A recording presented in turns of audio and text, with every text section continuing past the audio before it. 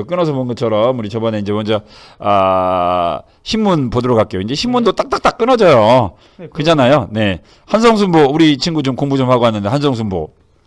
한성순보 같은 경우에는 1882년쯤에 간행이 돼서 방문국에서 발행했죠.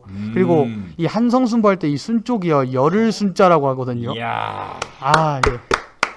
예, 그래서 정부가 간행한 신문인데 이게 10일마다 한 개씩 오거든요. 근데요, 갑신정변 때 그 방문국에 좀 그 신문 같은 것들을 발간하는 걸 좀 중단하는 거죠. 인쇄 시설을 네. 이게 이제 급진계합파들이 일본으로 도망가고 그다음에 일본군도 도망가잖아요. 네. 이게 이제 서울에 있었던 민중들이 방문국 저것도 친일 세력들이 만든 거다 해가지고 방문국을 파괴를 해요. 이게 인쇄시설이 부서졌기 때문에 신문에 간행할 수는 없었겠죠. 이제 그 다음에 이제 갑신정변 이후에 1886년에 이제 언론의 필요성이 있으니까 한성 주보로 만들었어요. 그럼 주보는 어떻게 나왔을 것 같아요? 주보요? 주보는 주자가요. 그 두루주자라고 하거든요. 이게 일주일에 나타내요. 그래서 일주일에 한 번씩 신문이 간행이 됩니다. 그래서 한성주보라고 해요. 야, 이게 이제 우리 교회 다니는 친구들 같은 경우 뭐 이렇게 주일날 교회를 가면 뭐 이렇게 오늘 설교 뭐 순서라든가 불러야 될 찬송가, 찬양할 찬송가 이제 우리 카탈로그 있잖아요. 이거 그 주보라고 하거든요. 이제 그 주자하고 똑같은 개념이에요. 아무튼 한성수보는 우리나라 최초의 신문인데 뭐 열흘에 한 번 나오고 그다음에 일주일에 한 번 나왔으니까 이건 신문이라기보다는 그냥 정부의 이제 우리가 관보라고 표현하는데 정부가 하는 시책을 좀 홍보하는 좀 그런 성격이 좀 강하죠. 그런 성격이 좀 강했고요. 그다음에 이제 신문 가운데 이제 두 번째로 이제 유명한 게 독립신문. 최초의 순 한글 신문, 뭐 영문 신문 그랬거든요. 이게 한글이라든가 영문으로 나온 이유가 뭘 것 같아요? 제가 봤을 때는 좀 우리 정부가 지금 이런 뭐 개화 정책을 할 것이다라고 하면서 미국이나 뭔가 좀 아니면 서양 세력들한테 알려주려고 국내 사정을 뭔가 외국한테 전하려고 뭔가 영문판에 가는 것 같은데. 이렇게 길게 이야기하면 편집돼요. 자. 자, 이제, 원래 이제 그 한글이라든가 영문으로 발행한 이유는 독립신문을 발행한 사람이 서재필이죠. 네, 서재필이죠. 서재필 이분도 이제 급진계합파로서 갑신정변에 참가를 했다가 일본으로 도망갔다가 미국에 가서 이제 공부를 해서 우리나라 최초의 외과 의사가 되신 분이기도 해요. 근데 이제 이분이 미국에서 이제 우리나라로 돌아오죠. 돌아오면 한 석 달 걸려요. 배 타고 왔기 때문에 돌아오면서 생각을 하겠죠. 왜 내가 갑신정변을 실패했는가? 이걸 생각해 보니 뭐 때문에 실패한 것 같아요? 실패 원인 가운데 가장 큰 게 뭐인 것 같아요? 잘 모르겠는데요. 갑신정변의 실패 원인 가운데 하나 뭐 위로부터의 개혁이다. 아니면 일본에 의존했다. 그러다 보니 민중의 지지가 부족했다. 이게 서재필이 생각할 때는 갑신정변이 실패한 가장 중요한 이유가 민중의 지지가 부족해서요. 그러니까 민중 계몽을 시키려는 거죠. 그렇죠. 그러니까 이제 민중의 지지가 부족했으니까 먼저 민중을 우리 편으로 만들기 위해서는 민중 영어로 엔라이트 계몽시키자. 계몽시키려면 언론이 가장 쉽다. 그러다 보니 민중들은 한자를 모르니 당연히 한글신문이죠. 한글신문을. 그죠? 혹시 독립신문을 간행한 날짜가? 독립신문 간행이요? 너무 어렵다. 어려운데. 4월 7일이에요. 4월 7일에 선생님이 굳이 이야기하는 이유가 가끔 가다가 보면 우리 친구들 가운데 이렇게 언론인이 꿈인 친구들이 있어요. 이제 그런 친구들 같은 경우 한국사에서 자신의 진로와 관련된 이런 숙제를 낸다라고 한다면 독립신문을 하는 것도 괜찮아요. 왜? 독립신문을 발간한 날이 신문의 날이에요. 이제 그런 역사적 의미를 담고 독립신문과 관련된 것들을 좀 주제로 한 내용을 쓴다라고 한다면 그것도 괜찮겠죠. 아까 이야기한 대로 언론의 본래 역할에 가장 가까운 취지에서 만든 신문이 바로 독립신문이니까요. 네, 알겠습니다. 좀 이제 그런 것들도 있고요. 뭐 영어도 이제 당연히 이제 외국인들에게 우리나라의 자주국권운동, 그다음에 자유민권운동을 추진해 정당함을 알려야겠죠. 그래서 이제 영어로도 같이 발간했던 그런 신문인데 독립신문은 또 이제 우리나라 최초의 민간신문이다라고도 이야기를 해요. 근데 순수한 민간신문은 아니에요. 서재필이 정부 돈 뭐 25만 원인가를 받아요. 2만 5천 원인가를 받아서 만든 게이기 때문에 뭐 순수한 민간신문은 아니죠. 정부의 도움이 좀 있었다는 거죠. 좀 개입을 했다는 거죠. 그렇죠. 이제 받긴 받았지만 그래도 정부의 간섭을 받지 않았기 때문에 민간신문이라고 하는 거예요. 그다음에 제국신문은 이름은 제국신문인데 1898년이라 제국신문이에요. 왜 1898년이라 제국신문이라는 말씀을 드린 이유가 뭘 것 같아요? 아무래도 그때가 대한제국 시기여서 그런 거 아닐까요? 그렇죠. 1897년 이제 10월 11일부터 우리나라가 정식으로 대한 제국이 되죠. 이게 대한 제국인데 알고 보면 뭐 제국이라는 게 전제군 주제 이런 뉘앙스도 있겠지만 제국신문이라는 의미가 이제 여기서는 이제 제국신이라는 의미가 우리나라도 자주 독립국가다. 여기냐면 일본도 제국이요. 서양 여러 나라도 엠파이어. 제국이잖아요. 네, 그렇죠. 이게 우리도 이제 똑같은 황제의 나라, 자주 독립국이 됐다라는 그런 의미에서 제국신문인데 이 신문은 좀 특징이 누가 많이 봤냐면 아녀자들이 많이 봤어요. 네. 아녀자들이 많이 봤고 그래서 당연히 여자들은 이렇게 하면 또 성격 차별이 되는데 여성들은 한자를 잘 모르죠. 이제 남성 여성 성적 차별 발언한 건 선생님이 아니라 이제 친구가 했어요. 이제 시연이가. 살려주세요. 자, 그러다 보니 순 한글 신문이었고요. 이 신문이 대한민국신보와 더불어서 굉장히 큰 공을 세웠어요. 언제 공을 세웠을까요? 예, 그 국제보상운동 같은 경우 여성들이 굉장히 활발하게 운동에 참여했다. 그러다 보니 여성들이 주된 그 독자였던 제국신문이 활동이 좀 활발했죠. 이때도. 예, 이제 그렇게 되는 거고요. 황성신문은 독립신문하고 제국신문은 아무래도 이제 일반 민중들을 대상으로 했다라고 한다면 황성신문은 양반 유생들. 그러다 보니까 까오가 있어야겠죠. 그래서 한자가 나와요. 국한문 혼용체. 국한문 혼용체. 예, 이기도 하고요. 그다음에 을산 일기하기 이후에 장재현의 시일야 방성대고. 아까 한자 굉장히 잘하신다고 그랬는데 시일야 방성대곡이 뭔 말이에요? 그 오늘 그 소리를 그 외친다는 거예요. 크게 울면서 막. 그러니까 이제 시일 오늘이야말로. 오늘이야말로. 그렇죠. 이제 국제보상이 체결된 오늘이야말로 우리가 목 놓아 울어야 될 날이다. 그만큼 이제 슬픈 날이다라는 이야기가 되겠는데 이게 이제 이 황성신문하고 또 대한매일신문은 좀 보도 내용이 좀 비교가 되는 그런 측면이 좀 있는데 왜 그러냐면 아까 주된 대상이 얘들은 양반 유생이라고 그랬잖아요. 이제 대한매일신문하고 좀 볼게요. 아무튼 발행인 베델이죠. 네. 베델 이분이 이제 원래는 일본에 와 있다가 일본에 있다가 러일 전쟁이 일어났다 그러니까 이제 우리나라의 특파원으로 파견됐는데 너무 우리나라가 불쌍한 거예요. 그래서 근데 뭐 영국인이 우리나라 와서 신문 발행할 수가 없잖아요. 그러죠. 그래서 양계탁 이 사람하고 손을 잡아요. 양계탁이 영어가 가능했대요 또. 그럼 양계탁 이분 어디서 들어보지 않았나요? 양기탁이요? 네네. 그 신민의 회원 아니었나? 신민회를 뭐 회원 정도가 아니라 우리 교과서에 보면 안창호와 양계탁이 신민회를 만들었다. 그런 정도 인물. 까먹은.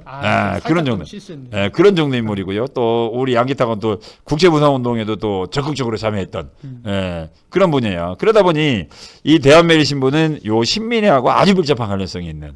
그래서 신민회 활동과 거의 뭐 궤를 같이 하는. 그래서 이제 여기 있는 것처럼 뭐 국권 피탈을 비판한다든가, 그 다음에 의명운동에 뭐 굉장히 호의적인 보도를 했던 그런 신문이에요. 이게 흔히 이제 영국인 베델이 있었기 때문에 가능했다라고도 많이 이야기를 하는데 대한매일신보 이렇게 써 있는데 영국인 베델이 있어서 가능했다. 왜 그랬느냐? 동맹을 맺어서 이제 일본에서도 영국인에 대한 영사 재판권을 인정을 해준 거예요. 이게 일본인들 입장에서 볼 때는 베델이 눈에 까시지만 영국은 영국법에 의하면 개인의 언론 출판 집회 절사 자유가 있어요. 정부도 비판할 수 있어요. 영국에서는. 그러니까 영국법으로 영국인이었던 베델을 봤을 때는 저는 절대 죄인이 아닌 거죠. 이게 일본인의 입장에서 볼 때는 저놈은 보안법 위반이에요. 일본인이 일본이라는 나라를 욕한 거기 때문에. 그런데 영국법의 입장에서 볼 때는 쟤는 절대 범죄인이 아닌 거예요.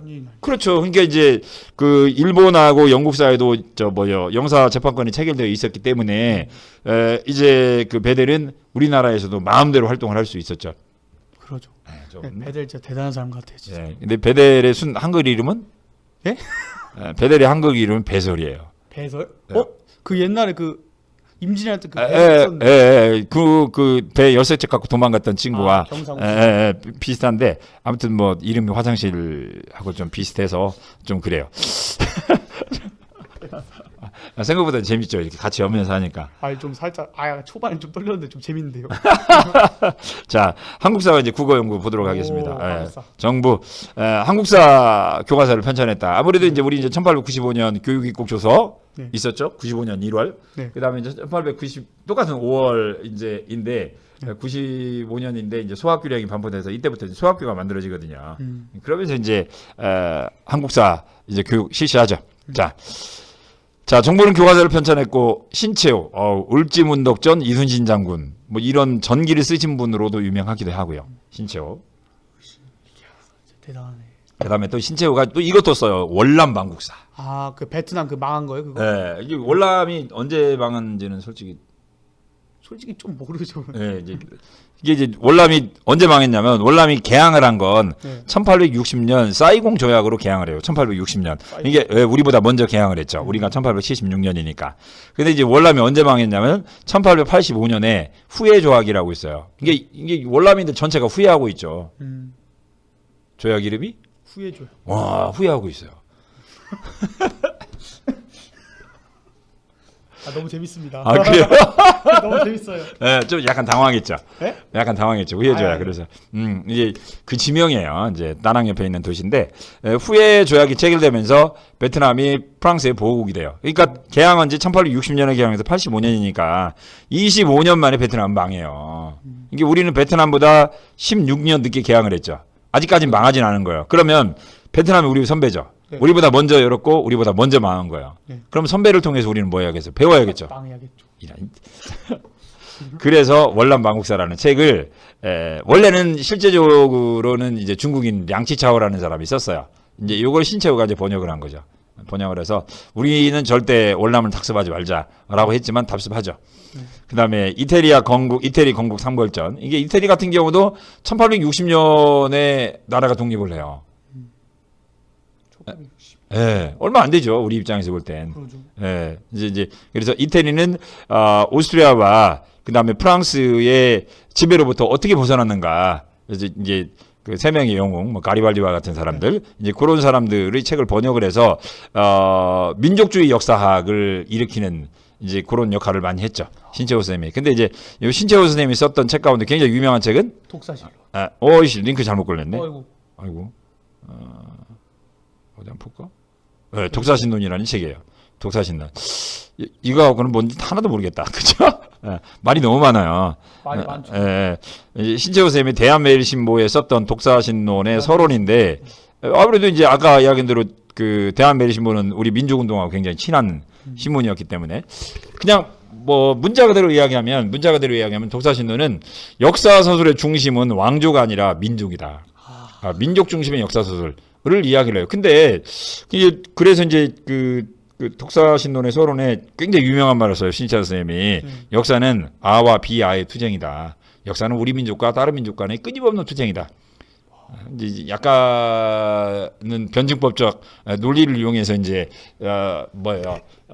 독사신론 서문을 썼는데, 근데 이제 웃기는 건 민족 중심으로 역사를 서술한다. 그러면 우리 민족은 하나잖아요. 그러죠. 근데 신채호 선생님이 봤을 때 우리 민족은 두 개인 거예요. 하나는 부여족이 있고요. 하나는 사만족이 있어요. 부여조가 사만족. 이게 우리 역사 배울 때 그죠. 그럼 부여족은 먹을까요? 부여, 고구려, 백제. 요건 발해까지. 발해까지. 부여족이잖아요. 북방계통. 그다음에 이제 사만족은 이제 신라죠. 신라. 그러니까 이제 그 두 개가 있는데 어떤 게 보다 더 이제 신라는 삼국 통일을 하기 위해서 어때요? 우리 본인들의 민족 자존심을 버리고 중국 문화를 갖다 쓴 사대주의 성격이 강한 거고, 이제 고구려나 발해는 끝까지 연호를 쓸 정도로 자주식을 가지고 있었던 민족이었죠.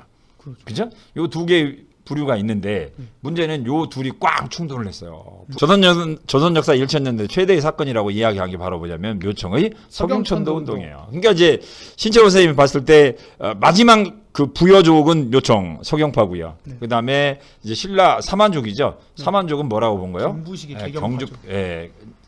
그렇죠. 개경파라고 본 거예요. 이 둘이 싸웠는데 누가 이긴 거예요? 개경파가 이기면서 우리 민족의 전통 정신을 가지고 있었던 부여족은 완전히 사라졌다고 본 거예요. 이제 그런 민족의 갈등적 측면에서 봤을 때는 묘청의 난이 진짜 1000년대 최대의 사건이 되는 거죠, 실제로. 좀 왜 그렇게 좀 표현했는가 이해가 가시죠. 그래서 그 이후에 우리나라 역사의 주류에서 이제 뭐는 사라졌다, 부여족은 사라졌다라는 이야기예요. 그럼 사만족만 남았군요. 그렇죠. 어떻게 보면. 그러면서 이제 대한민국이라는 이름도 나오게 되는 거고요. 자, 그 다음에 이제 박은식, 신문과 잡지를 통해서 역사 관련 논설. 뭐 여기서는 박은식 쌤은, 원래는 박은식 쌤이 쓴 유명한 책들이 있는데, 그냥 책에서 말 안 했으니까 안 할게요. 저도. 왜 그냥 맥없이 말만 하면 또. 저도 뭐 알긴 하는데 그냥 말 안 할게요. 그래요. 서로 하지 말자. 예. 자, 국어 연구.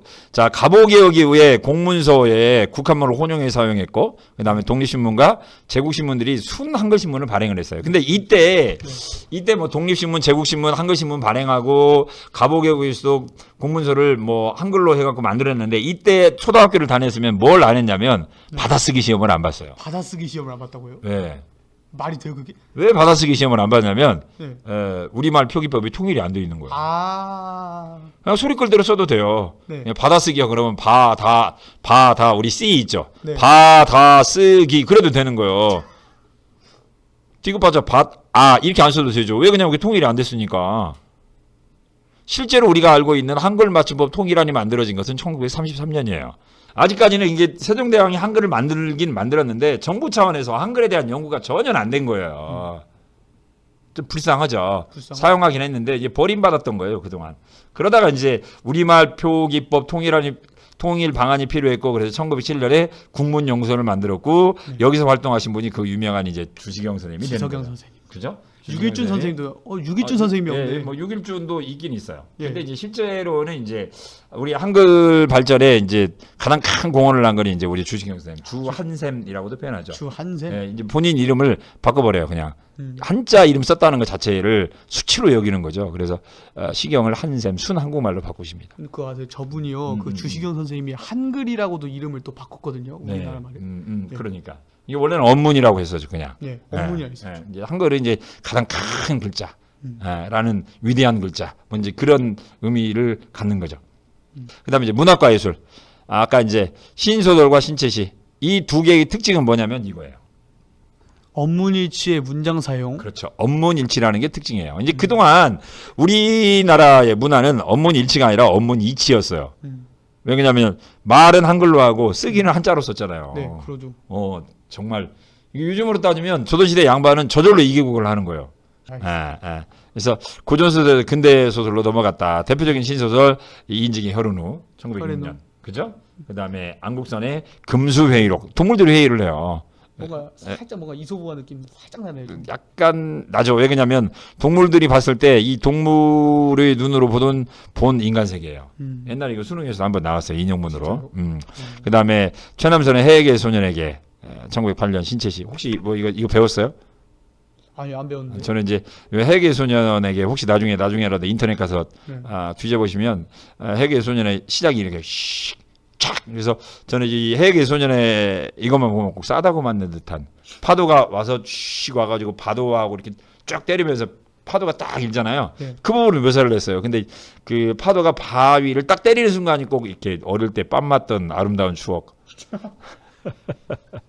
그래서 이제 아무튼 한글이 발전하면서 네. 신소설과 신체시가 등장했다. 뭐 외국 소설도 번역되었다.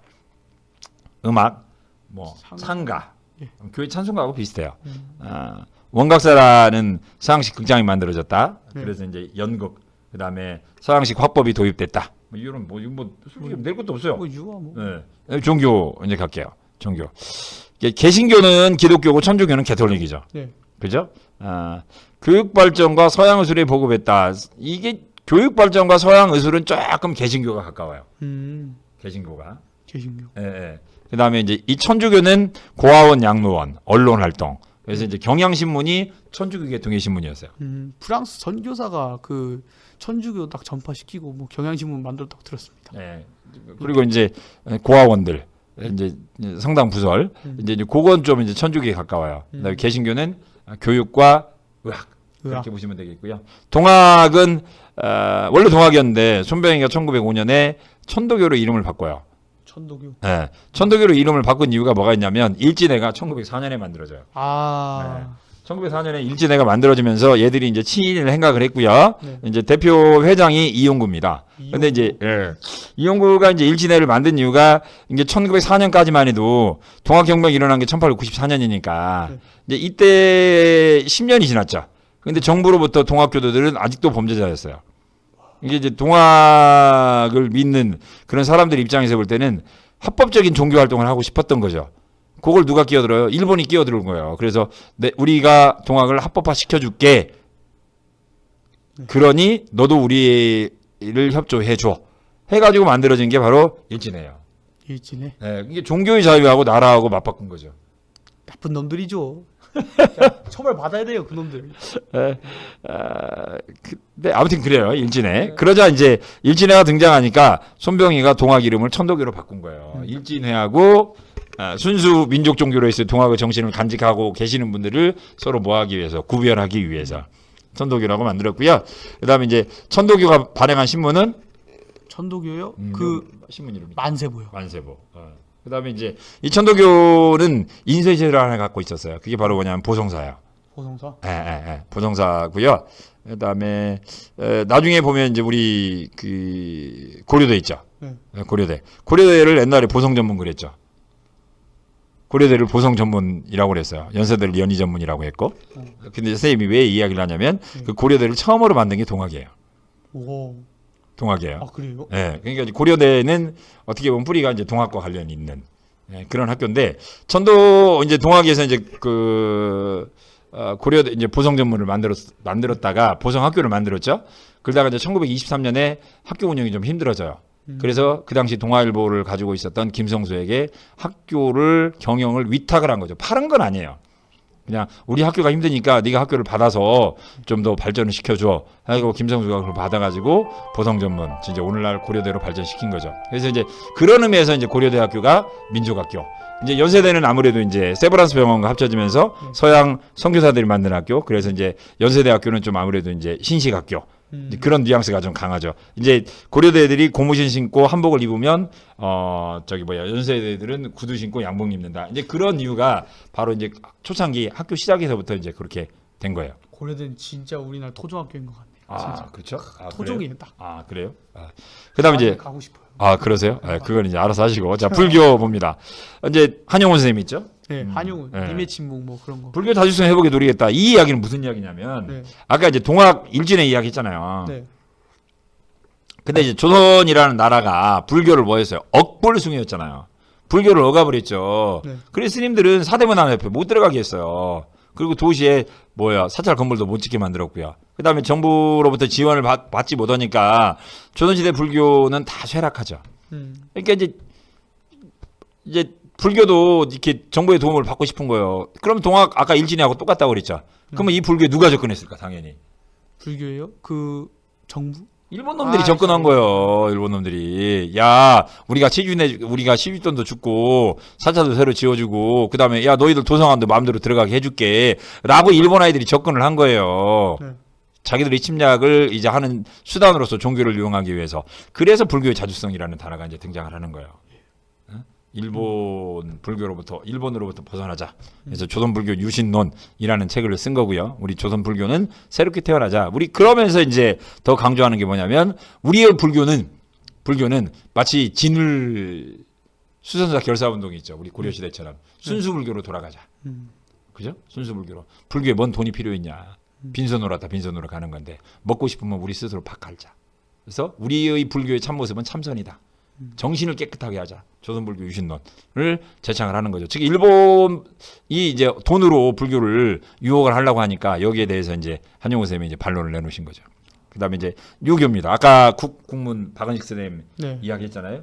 조선불교 유신론 이거 왜 또 링크 걸어놨지? 별것도 없을 거예요. 이렇게 책 써놨네. 뭔 말인지 알아 이거. 그죠? 근데 여기 딱 하나 양명학이라는 단어 하나 있어요. 셋째, 우리 대한의 육아는 쉽고 정확한 가르침을 구하지 않고 지루하고 산만한 공부만 전적으로 숭상했다. 그러니까 이게 잘된 거야, 잘못한 거야? 잘못됐다는 이야기죠. 우리 이제 유교 뭘 버리자는 이야기예요. 성리학을 버리고 양명학을 취하자. 그 양명학은 뭐냐? 지행합일이다. 지행합일. 아는 것을 바로 뭐 하자? 아는 것을 바로 합치자. 실천하는 불교. 실천하는 유교. 실천하는 유교. 그래서 그동안 우리가 유교하면 지금도 이제 우리 유교하면 뭘 많이 생각하세요? 뭐 제사, 형식, 고리타분한 거. 예절 뭐. 그다음에 뭐 한번 이야기 들으면 무조건 하품 10번은 해야 끝나는 거. 한국사 수업하고 똑같은 거. 뭐 이런 식으로 생각을 하잖아요. 그래서 그러죠. 자, 자 이제 그런 고리타분한 유교를 버리고 실천 중심, 바로 눈앞에 보이는 그런 학문으로 돌아가자. 그죠? 실천 중심의 학문이 되자 유교고요. 이제 실제로 이제 시험 문제 좀 난이도가 낮다 그러면 많이 나오는 게 대종교예요. 아 대종교? 그럼요. 여기서 이제 그래도 대종교가 많이 나오죠. 왜 그럴까요? 그 대종교 그 이후에 그 김좌진 선생님이 믿고 있는다고 알고 있는데. 그게 아니라 일단 단군 숭배잖아. 단군. 단군이요? 단군은 숭배요. 단군 숭배를 했고 나처록이요. 이분 뭘로 유명해요? 오적 암살. 그렇죠. 이게 대종교는 이제 동학을 대신하는 이제 민족 종교가 되는 거죠. 민족 종교. 그리고 이제 무장 독립투쟁을 전개했고 요게 이제 나중에 보면 청살리 대첩에서 큰 승기를 거뒀던 북로군 정서. 네, 김좌진. 예, 그렇죠. 그다음에 우리 이제 저번에 신민회에서 서간도 삼원보 신흥무관학교 이야기를 했잖아요. 네. 그곳에 계시는 민족운동 했던 분들은 거의 대부분 다 대종교 신자였어요. 대종교 신자. 그만큼 이제 단구를 믿는 종교, 대종교, 우리 민족의 종교로서 한때는 중심을 잡았는데 오늘날은 뭐 거의 찾아보기가 힘들죠. 뭐 외놈들이 다 했던 거죠. 그래서 이제 대종교라는 종교는 흔적조차 사라졌다. 한편으로 볼 때는 이야기를 하는 거고요. 자 이제 해외로 떠나는 우리 민족 뭐 당연한 거죠, 그죠? 네. 여기 이제 그래도 눈에 보이는 게 뭐예요? 독립운동 기지 마련. 우리 서간도가 이쯤 돼요. 네. 이 정도쯤. 여가 이제 서간도 삼원부예요. 여가 서쪽에 있으니까 서간도고요. 여기로 가면 북간도. 네. 서간도, 북간도. 그렇게 되는 거죠. 동간도는 없어요. 바다로 풍덩 빠져야 돼요. 그죠? 예. 이게 이제 여기 이제 서간도, 이제 북간도, 여기는 이제 남만주라고 표현해요. 남쪽. 여기 사람들 많이 살잖아요. 여기는 또 남만주라고 표현해요. 아무튼 독립운동 기지는 요 서간도 요 정도쯤이었다라고 보시면 되겠고 아무래도 이제 건너가기 편하니까 두만강 건너쪽. 아무래도 압록강은 강이 굉장히 크거든요. 근데 이제 두만강은 겨울 되면 그냥 건너가요. 얼어서. 그래서 이제 아무래도 이제 여기 연길 지역과 블라디보스토키가 이제 우리 뭐 10만 명이니까 하나 둘 셋 넷 40만 50만 여기도 많이 갔어요. 그죠? 또 어디예요, 저기가? 여기 이제 여기가 이르쿠츠크. 이르쿠츠크. 예, 이르쿠츠크 있는 데인데 여기 상당히 많이 갔죠. 농경기를 찾아서 거기까지 간 거예요. 참 대단한 민족이에요. 하와이 사탕수수 농장이 농업이면 1902년에 처음으로 가요. 1903년까지 한다 그래. 네, 2년 3년 그렇게 갔으니까. 근데 이제 사탕수수 농장 가서 누구를 만났을까요? 헐버트는 아니고요. 누구를 만나? 누나를 만나요. 네? 누나의 뭐 노래 Can you tell me 누나의 누나들을 만나요 여기서. 누나들이요? 예. 미국 누나들. 예, 미국 누나들을 만나요. 근데 그거 뭔 노래예요? 예? 있어요. 그 미국 누나를 만났다 그러면 이제 또 우리 친구들이 저기 농업이민 가서 미국 여자들하고 결혼했나 보다. 그건 아니죠. 조선인들하고 결혼해요. 사진 결혼을 통해서. 사진 결혼. 제가 여기서 이야기하는 누나는 뭐냐면 사탕수수 농장에 관리하는 미국 그 채찍든 관리인들 있죠. 그놈들이 누나였어요. 그게 루나예요? 누나. 누나? 그래서 초창기 하와이 이민을 가면 누나들에게 채찍을 맞는 장면들이 엄청나게 많이 나와요. 그러다가 이제 농업 이민이기 때문에 이분들이 2년 계약으로 가요. 사탕수수 농장에 2년 있다가 계약이 끝났어요. 그 다음에 상당수 많은 부분들이 이 하와이에서 고생을 너무 많이 했기 때문에 샌프란시스코 미국 본토로 또 이제 또 거주를 이주지를 옮기기도 해요. 그래서 초창기 이제 우리 미국의 주요 이주를 한 거 보면 하와이하고 샌프란시스코 이제 이쪽에 많이 갔어요. 이제 샌프란시스코로 간 이유는 그곳에는 이제 중국인들이 상당히 많았어요. 중국인들은 또 왜 갔냐? 서부에서 이제 금광이 나오면서 골든러시 때 미국 아이들이 금광을 개발하기 위해서 많은 중국인들을 받아들여요. 광산 노동자로. 이제 그때 이제 그래서 중국인들이 많이 있었기 때문에 또 우리 사람들도 샌프란시스코로 가서 또 거주하는 그런 이민사가 펼쳐지게 돼요. 이 부분은 하와이 우리 민족의 농업 개척 이민은 제가 굉장히 선생님이 좋아하는 소설 가운데 하나가 조정래 씨의 아리랑이 있어요. 아리랑. 네, 아리랑을 읽어보시면 굉장히 도움이 많이 돼요. 근데 미안하지만 책이 10권짜리예요. 안 읽을래요. 근데 금방 읽어져요. 금방 읽어져요? 네, 네, 엄청 재밌어요. 엄청 재밌어요. 그럼요. 네, 한국사 수업보다는 훨씬 재밌어요. 그럼 우리 친구들 그러겠다. 어차피 네 것도 재미없는데 그럼 재미없겠다. 선생님께 제일 재밌죠. 너 최덕준 선생님한테 가서 또 딴 말 하시죠. 간도 갑니다. 아니, 석준 쌤도 재밌고 혁선 쌤도 재밌고. 아, 이제 드디어 양다리가 등장을 합니다. 1860년대 이제 우리 함경도 지방에 이제 흉년이 들면서 간도 쪽으로 많이 이주를 했고요. 아까 이야기했던 서간도 삼원보는 꼭 기억하셔야 되고요. 예, 알겠습니다. 꼭 기억하세요, 여러분. 예, 연해주. 요건 이제 나중에 또 이제 그때가 돼서 또 한번 더 살펴볼 수 있도록 하겠습니다. 오늘도 이제 우리